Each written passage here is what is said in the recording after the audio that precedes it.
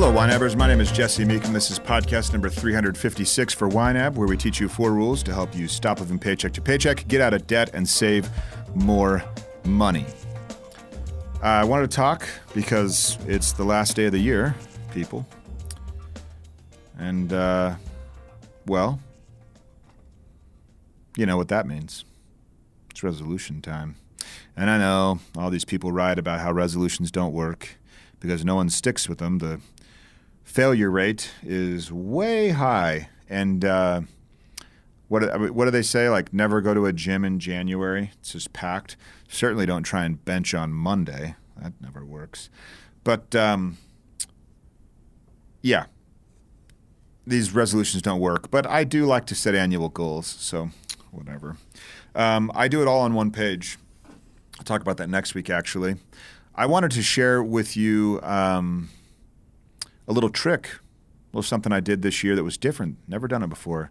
In years past, I have written my goals on a note card and stuck them in my wallet. I actually found one from 2007. It was pretty interesting. And I hit the goals except for one. I wanted to journal every week, and I did not. But I stuck them in my wallet because, hey, if it's in the wallet, you see it regularly. Well, I didn't see it. I actually discovered that note card, quite a bit later and was like, oh, yeah, these are my goals for the year. I was doing them, but that probably meant they were kind of softball goals because not being aware of them and still hitting them seems to me to be a little bit of a stretch. But here's what I did this year, almost without fail. I have, I'll talk about my format next episode. We'll talk about exactly what it looks like. But I looked at my annual goals. I did them all annually, and I would review them every single day. And that, at first, seemed really stupid. I would look at it every morning between 6 and 7 a.m. I have a little morning routine. And first thing, so I wake up, and then I have to kind of wake up, walk around, throw some clothes on. And then I get myself all settled in. First thing I do is I grab my black notebook and my piece of paper. Well, it's not little. It's 8 by 10. Again, more on that next week. But I would read it. And as I started doing this, I was thinking, my word, man, you know what this says already, especially toward the end of the year. I mean, I really know what it says. But I just did it every single morning, and it did the weirdest thing. It kind of steered me. So I would read it for, 2, 3, 4 minutes. And then my goals started being hit. And some of them were pretty lofty. And I'll talk next week about how I work through them throughout the year. But it was like I wasn't trying, but I was trying. And I know what some of you are thinking. You're thinking you're using the secret, because the secret is this thing that I've never really studied, but it seems to sound like the universe will give you things if you just put your mind to it. That is probably true. I just don't like the universe part.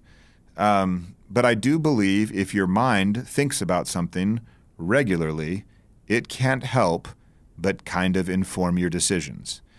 Now, that doesn't sound very fancy, but it seems to make sense to me. If I think daily about eating well, I will likely eat better than if I think about eating well once a month. Okay? So your mind just starts coming up with solutions. Again, it's not, whatever. I'm not saying it's anything except that it works. You just come up with solutions, and you just naturally kind of stay on the path that you've charted. The daily reminders are like little guideposts for you, or guide rails. So as you're walking along the path that you've picked out, you're reading it every day. It's like bumping up against a guardrail, being like, "Oh yeah, that's right. I'm focusing on that. Oh yeah, that's right. I was focusing on,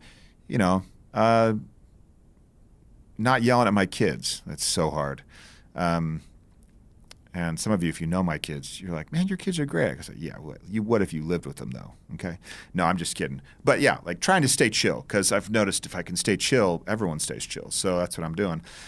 Anyway, if you're reminding yourself to do something every single day, even if it's a huge goal, and that was the disconnect for me. There are these big goals that take a long time.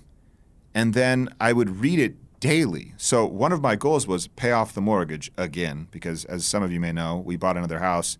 Well, we moved several years ago and picked up a mortgage again. And I found out once again that I do not like mortgages. So earlier this year, at the beginning of the year, I was saying I want to pay off the mortgage. So can you imagine reading a goal every day that says pay off the mortgage?